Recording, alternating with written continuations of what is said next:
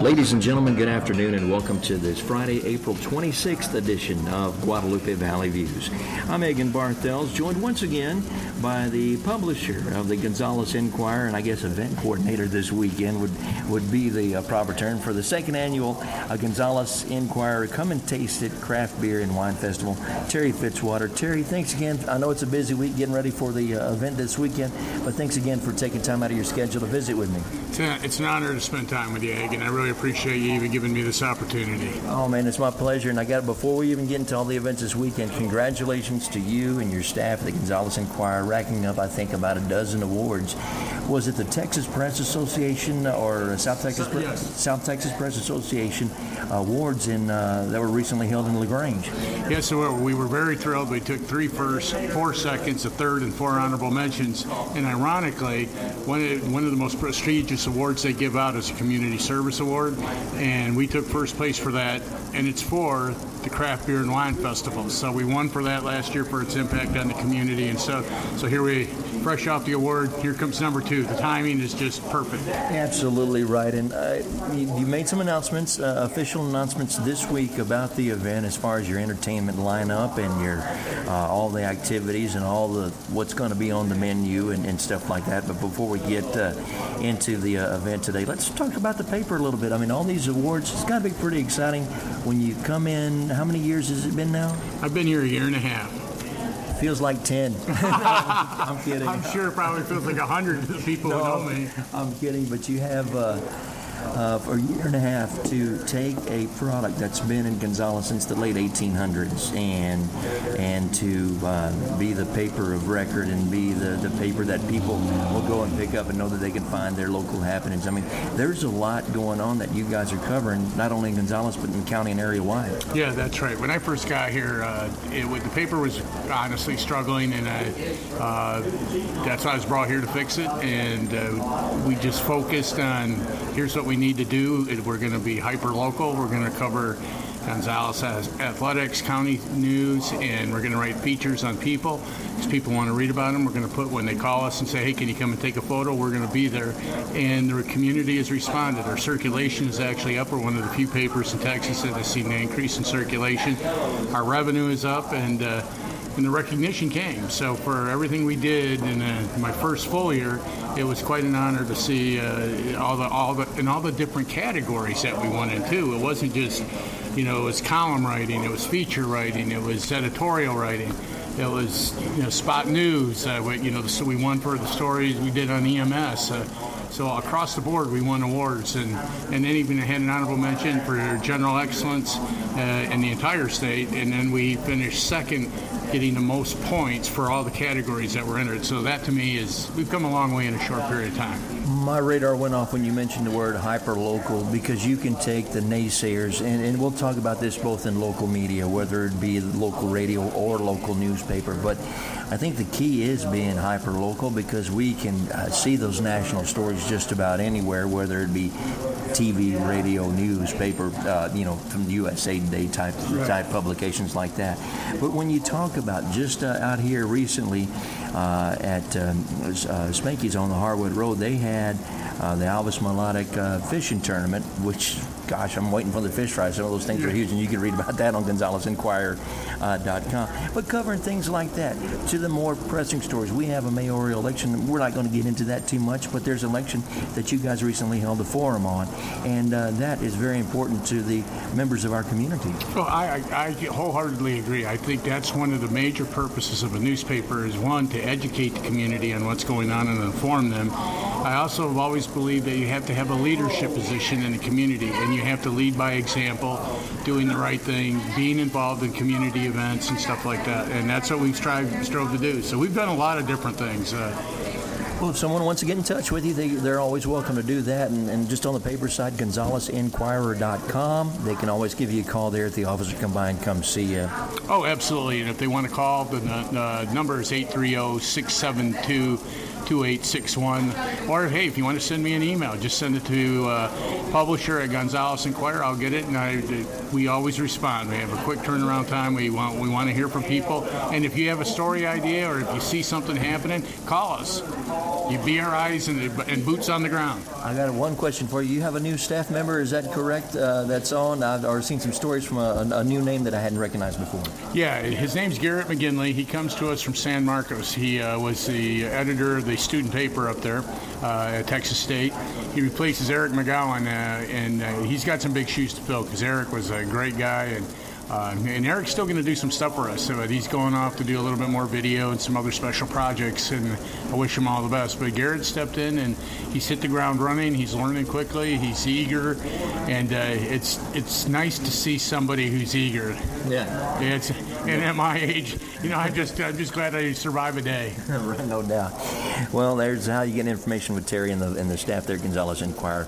And, of course, with the recognition from the South Texas Press Association on the Craft Beer and Wine Festival, as we mentioned, today is the day. It's underway, going on in downtown Gonzales, and you're running this today and tomorrow. And let's talk about. I don't have the schedule. My show pep is 0 today, so we're flying off the cuff here. But talk to me about. How can we get tickets? What's all the activities? What all we have planned for this weekend? Well, I think we're going to be a lot more entertaining this year than we were last year. We have 2 different events. It starts on Friday night at 6 o'clock. We call it the VIP night. It's and that night, everybody who buys a ticket for that night, which is also good for entry into the tent the next day. It's free food for a taste of Gonzales. All your wine and beer is free, and we have Gabe Gerardo, local boy, singing on the stage. So for 3 hours, eat, drink, and be merry. In the Baker Boys Barbecue, Kitchen Pride Cooking Team, Running M, Sweet Bee. So it'll be a lot of fun, and that's Friday night.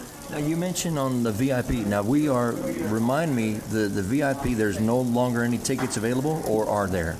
There is, but they're going fast. We only sell 150, and I think we only got about 25 left.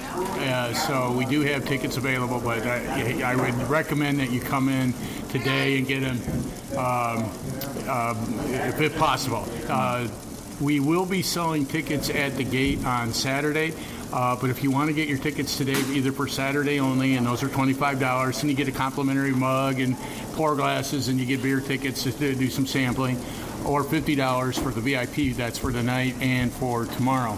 But there will be no credit card machine available to get in on Saturday. Everything has to be cash or check. So you can stop by the ATM or stop by the bank today and take a look at that.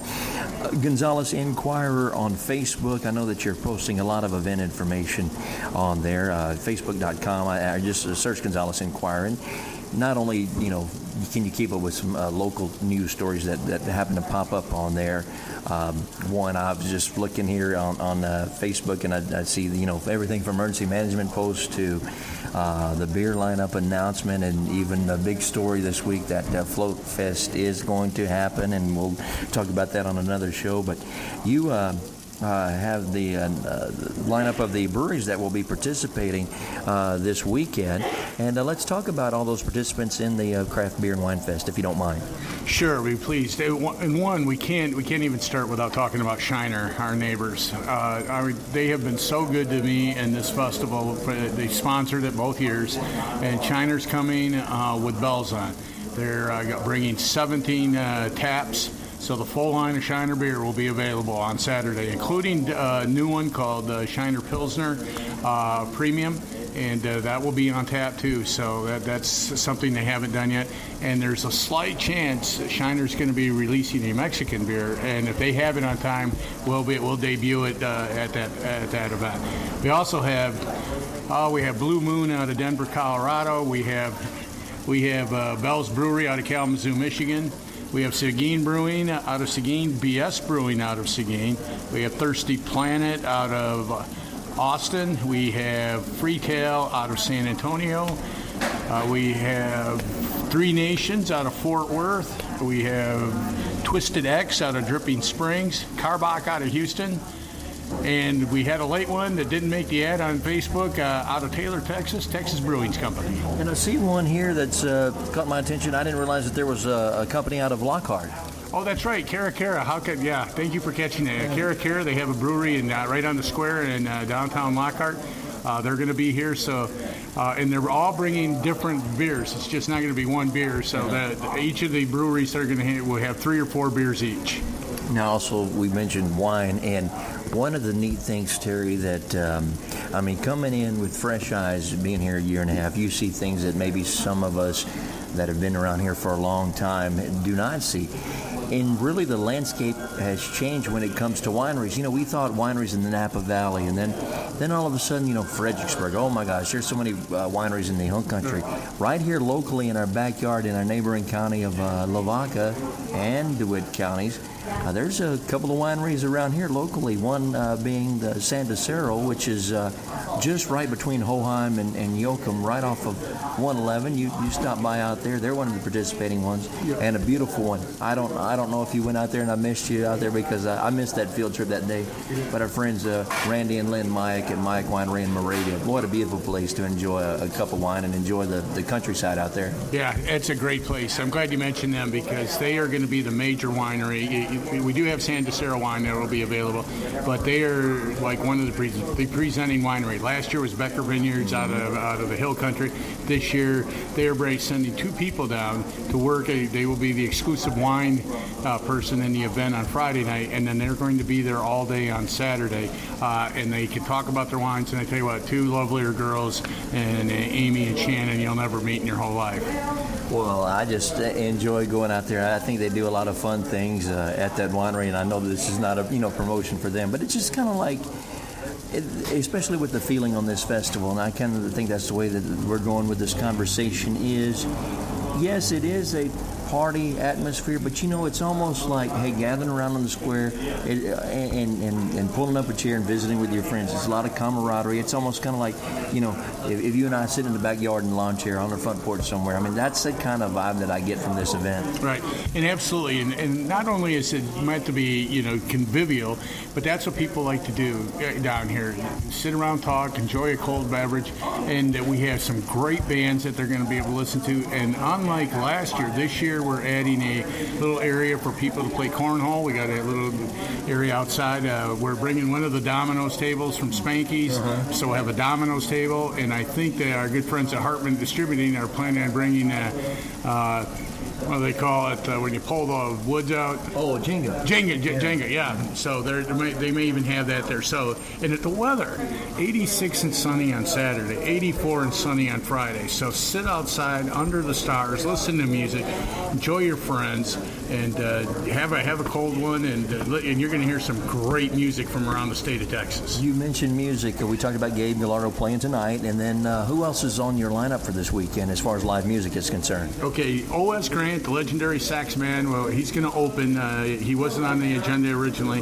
Then starting at 2:30, the Bethany Becker Band, who's recorded an album up in Austin, they're playing in the afternoon.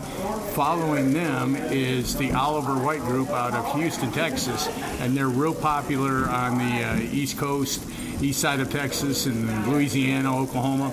And then at the end, our headliner is the Hot Attacks out of Victoria. They played Green Hall a week and a half ago. These guys are going to get everybody up. Actually, the last 2 bands, you want to come and listen to some good jamming music and have fun and hoot and holler and yee-haw. Those are the boys. Saturday, if you're coming into town tomorrow, if you have guests coming in this weekend, can we still get tickets at the gate for tomorrow, just general admission? If we can get there, well, let me answer it this way. If we have any left, we will make them available. But everything after 5 o'clock tomorrow, today, everything will be cash or check only. Okay. All right. Well, that's good to know. Is there anything else on this, the need to know information? Oh, and you also have, we mentioned mentioned some souvenirs available. I know that y'all had a volunteer get-together this past week, and you mentioned to me earlier that if there's any T-shirts left available, they will be for sale, so you can get a commemorative, there's only just one like it, but get one of these event shirts. Yeah, and they're really cool. Everybody, you've seen it. It's a really cool shirt, very colorful, 4-color. It's got beer and wine on the front with the name of the festival, all the sponsors on the back. It's a yellow shirt, great for summertime. The other thing I'd like to let everyone know, if you're hearing this today and you don't think you can make it by 5 but want to get your tickets and use a credit card, call that 830-672-2861 number, because we'll take the credit card over and we'll put it in an envelope. We'll have like a will call at the gate, and you can pick